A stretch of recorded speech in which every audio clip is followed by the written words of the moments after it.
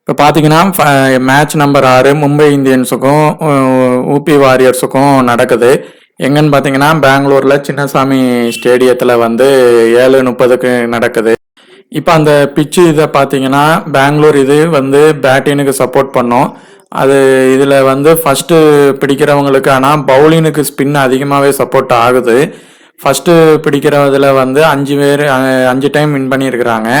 Second batting வந்து 8 time win பண்ணியிருக்கிறாங்க. Average score பார்த்தீங்கன்னா 130லேருந்து 150 வரைக்கும் வருது. பிலோ 150ல் வந்து 9 டைம் வந்து ஸ்கோர் பண்ணியிருக்கிறாங்க.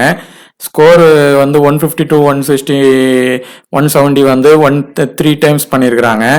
170 to 189 பார்த்தீங்கன்னா 1 டைம் தான் பண்ணியிருக்கிறாங்க. 190க்கு மேலே வரவே இல்லை. ஸோ மேக்ஸிமம் பார்த்தீங்கன்னா ஸ்கோர் வந்து இந்த பிச்சில் வந்து கம்மியாக வர்றதுக்கு காரணம் ஸ்பின்னு வந்து அதிகமாகவே எடுப்படுது.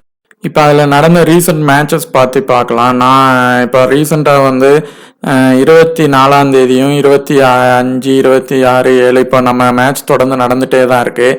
அதில் பார்த்தீங்கன்னா ஃபஸ்ட்டு ப்ளே பண்ணுறவங்களுக்கு வந்து விக்கெட்ஸ் அதிகமாகவே விழுது.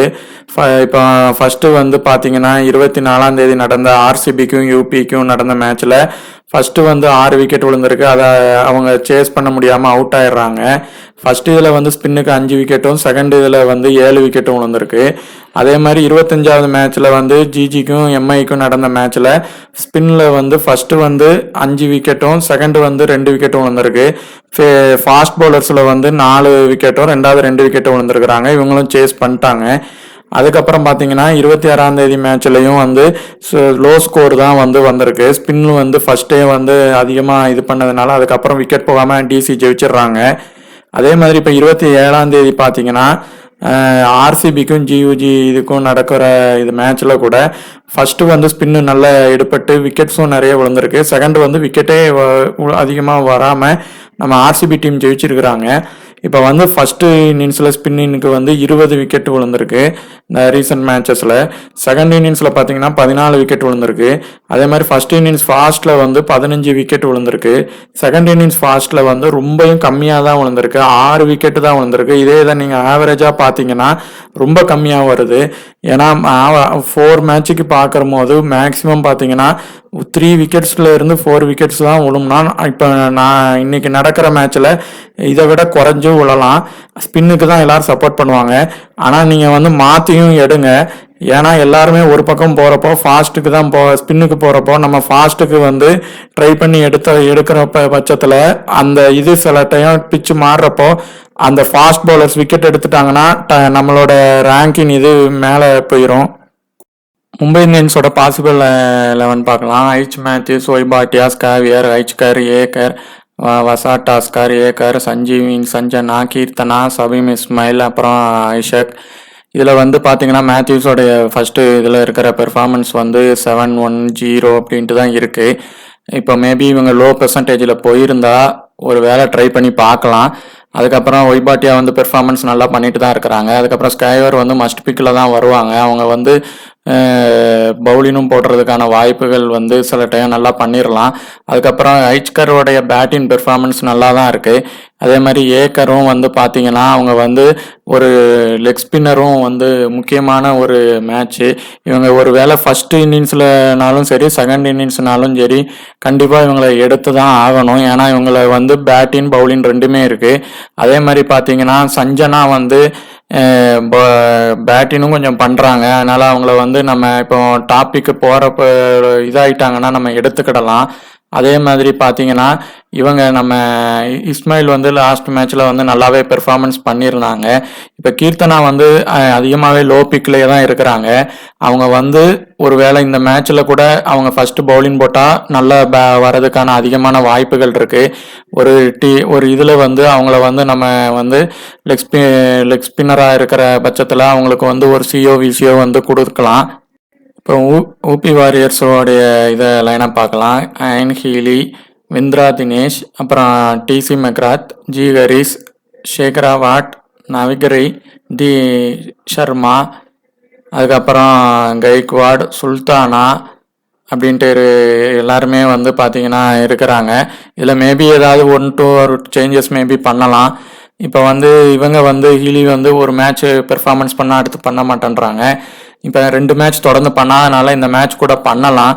அதே மாதிரி அதுக்கப்புறம் பார்த்தீங்கன்னா தினேஷ் அப்படிங்கிறவங்க வந்து விருந்திரா தினேஷ் வந்து பவுலிங் அவங்களுக்கு இருக்கிறதுனால அவங்கள நம்ம வந்து மஸ்ட்டாக எடுத்துக்கலாம். பேட்டிங்கில் இல்லைனாலும் பவுலிங்கில் உங்களுக்கு பண்ணி உங்கள் ட்ரீம் டீம் வர்றதுக்கு அதிகமான வாய்ப்பு இருக்குது. அப்புறம் மெக்ராத் வந்து இந்த இதில் வந்து இப்போ அதிகமாக சரியாக பெர்ஃபார்மன்ஸ் பவுலிங்கில் வேணால் பண்ணியிருக்கிறாங்க. ஆனால் பேட்டிங்கில் வந்து கொஞ்சம் கம்மியாக தான் பண்ணியிருக்கிறாங்க. ஆனால் அவங்ககிட்ட ஆல்ரவுண்டர் பெர்ஃபார்மன்ஸ்னால இவங்களை நம்ம உறுதியாக எடுக்கலாம். ஹாரிஸ் வந்து பவுலிங் போட்டாலும் அவங்களுக்கு வந்து நல்லாயிருக்கும். அவங்க வந்து கொஞ்சம் நல்லா ஹிட் பண்ணியும் விளையாடுவாங்க. அதே மாதிரி பார்த்தீங்கன்னா சர்மா வந்து அவங்க வந்து ஸ்பின்னும் பண்ணுவாங்க. அதே நேரத்தில் பேட்டினும் வந்து அவங்களுக்கு பண்ண அதுக்கான வாய்ப்பு இருக்குது. லெஃப்ட் ஹேண்ட் பேட்டிங் வந்து அது நம்ம பெங்களூர் கிரவுண்டில் கொஞ்சம் நல்லாவே அதை ப்ளே பண்ணுவாங்க. அதே மாதிரி இவங்க பவுலிங் வந்து நல்லா போட்டாங்கன்னா பேட்டினும் நல்லா பண்ணாங்கன்னா அந்த டீம் வின்னாகிறதுக்கு இவங்க அதிகமான வாய்ப்புகளும் இருக்குது. அதே மாதிரி கெய்க்வாட், சுல்தானா இவங்களுடைய பெர்ஃபார்மன்ஸ் பார்த்தீங்கன்னா நார்மலாகவே பரவாயில்லாமல் தான் பண்ணிட்டு இருக்கிறாங்க. அதே மாதிரி இவங்க வந்து மஸ்ட் பிக்காக இருப்பாங்க எக்லிஸ்டோன். ஏன்னா இவங்க வந்து அதிகமான அந்த டீமோடைய பிளேயர்ஸோடைய விக்கெட்டை எடுத்திருக்கிறாங்க. அதே மாதிரி கெய்க்வாட் இது வந்து லாஸ்ட் மேட்ச் ப்ளே பண்ணாததுனால கெய்க்வாட் இல்லைன்னா எக்லிஸ்டோன் 2 பேரில் ஒருத்தங்க வந்து நல்லா பெர்ஃபார்மன்ஸ் பண்ணதுக்கான வாய்ப்புகள் அதிகமாகவே இருக்குது. இவங்க ஹெட் டு ஹெட் மேட்ச் பார்க்குறப்போ லாஸ்ட் இயரில் வந்து எம்ஐ இது வந்து 182 ரன் அடிச்சிருந்தாங்க. அதை சேஸ் பண்ண முடியாமல் வந்து யூபி வந்து 110 ரனில் அவுட் ஆகிட்டாங்க. அதில் வந்து அந்த ஸ்கெய்வர் தான் வந்து அதிகமான ரன் எடுத்து கொடுத்துருந்தாங்க. அதே மாதிரி பார்த்தீங்கன்னா ஐவாங் அப்படிங்கிறவங்க வந்து நல்ல பவுலிங் போட்டிருந்தாங்க. அதே மாதிரி ஐஷக்காவும் அதில் வந்து நல்ல பவுலிங் போட்டிருந்தாங்க. அதுக்கப்புறம் பார்த்தீங்கன்னா மற்றவங்க எல்லாருமே ஒவ்வொரு விக்கெட் எடுத்திருந்தாங்க. அந்த டீமில் வந்து பார்த்தீங்கன்னா நெவிக்ரேங்கிறவங்க மட்டும்தான் 43 ரன் அடிச்சிருந்தாங்க. அதே மாதிரி எக்லிஸ்டோனும் அதே மாதிரி நம்ம சொன்ன மஸ்ட் பிக்கில் வந்து அவங்க அப்பவுமே நல்லா பவுலிங் போட்டிருந்தாங்க. அப்புறம் மார்ச் 18, 2023 பார்த்தீங்கன்னா நம்ம எம்ஐ வந்து 127 ரனில் ஆல் அவுட் ஆயிருந்தாங்க.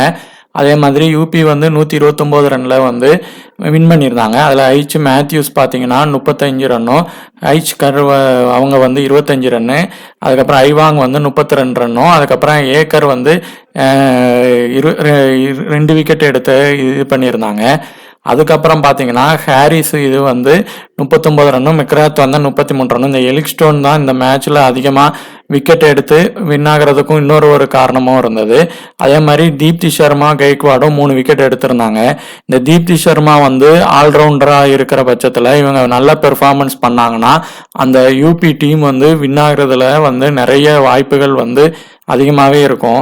அவங்க ஆல்ரவுண்டர் மேக்ஸிமம் ஃபஸ்ட்டு பவுலிங் போட்டு பேட்டிங் பிடிச்சாங்கன்னா அவங்களுக்கு ஒரு சிவிசியே கண்டிப்பாக கொடுக்கலாம். அதே மாதிரி இப்போ பார்த்தீங்கன்னா பிளேயர் மேட்சப்பில் வந்து ஆலி மேத்யூஸை வந்து எக்லிஸ்டோன் வந்து 4 டைம் அவுட் ஆக்கியிருக்கிறாங்க.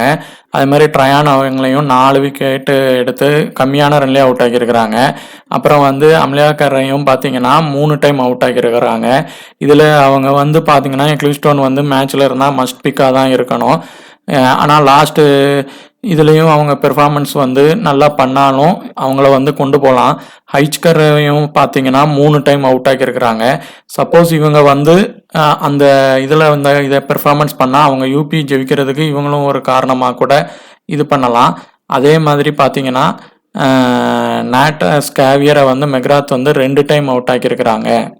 அதுக்கப்புறம் பார்த்தீங்கன்னா மெக்ராத்தை வந்து ஏக்கர் அவங்க வந்து பார்த்தீங்கன்னா 5 தடவை அவுட் ஆக்கியிருக்கிறாங்க 55 ரனில்.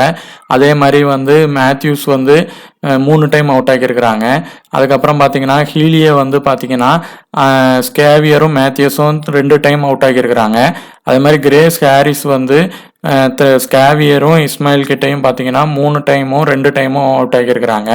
அதே மாதிரி இப்போ அவங்ககிட்ட ரன்ஸும் பார்த்தீங்கன்னா அவர் கம்மியாக தான் அடிச்சிருக்கிறாங்க. இப்போ அட்டப்பட்டு வந்து வந்தாங்கன்னா அவங்கள வந்து ஏக்கர் வந்து 3 டைம் அவுட் ஆகியிருக்கிறாங்க.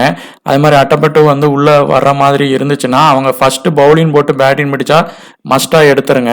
அதே மாதிரி டேனி ஒயிட் வந்து ட்ரையான் பாலில் வந்து 2 டைமும், மேத்யூஸ் பாலில் வந்து 2 டைமும் அவுட் ஆகியிருக்கிறாங்க. இப்போ வந்து ஸ்ட்ராங் டீமோடைய விக்கெட் கீப்பரான பாட்டியா வந்து எடுத்துக்கலாம். அதே மாதிரி ஐச்கர் வந்து பேட்டிங் பவுலிங் டபுள் ஆப்ஷன் இருக்குது. அதே மாதிரி ஹாரிஸ் வந்து பேட்டிங்கில் வந்து அடிக்கிறதுக்கான வாய்ப்புகளும் உண்டு. அதே மாதிரி ஒரு லோ பிக்கு பேட்ஸ்மேன் வந்து நம்ம லோ டீமில் இருந்து எடுத்துக்கணும். அதே மாதிரி ஏக்கர் அப்புறம் வந்து ஸ்கார்வியா அந்த 2 பேரில் 2 பேரையுமே எடுத்துகிட்டு போகணும்னு அவசியம் இல்லை. யாராவது ஒன்று கூட எடுத்துகிட்டு போகலாம். அதே மாதிரி கீர்த்தனா வந்து ஒரு லோ பிக் பவுலரில் இருக்கிறாங்க. அவங்க போடுறதுக்கான இது வந்து விக்கெட் எடுக்கிறதுக்கான ஆப்ஷன் வந்து இருக்குது. அதே மாதிரி இப்போ தீப்தி சர்மாவுக்கு வந்து கேப்டன் கொடுத்தா அவங்க வந்து ஃபஸ்ட்டு பவுலிங் போட்டு பேட்டிங் பண்ணாங்கன்னா அவங்களுக்கான இது வந்து அவங்க நல்லா பண்ணால் அந்த டீமை ஜெயிக்கிறதுக்கான வாய்ப்புகள் அதிகமாகவே உண்டு. அதே மாதிரி எக்லிஸ்டோன் வந்து அவங்கவும் ஒரு வேளை வந்து பவுலிங் வந்து விக்கெட் எடுக்கிறதுக்கான வாய்ப்புகள் வந்து அதிகமாக இருக்குது. ஏன்னா அவங்க வந்து ஏற்கனவே நம்ம சொன்ன அந்த ஹெட் டு ஹெட் ரெக்கார்டு அந்த வென்யூ ரெக்கார்டுலையும் சரி மற்ற இதில் வந்து பேட்ஸ்மேனை வந்து கம்மியான ரன்ல அவுட் ஆக்கியிருக்கிறாங்க. ஒருவேளை ஃபர்ஸ்ட் பவுலிங் போட்டாங்கன்னா இங்கே ஸ்பின் சப்போர்ட் ஆகிற பட்சத்தில் கூட அவங்க விக்கெட்டை எடுக்கிறதுக்கான வாய்ப்புகள் இருக்குது.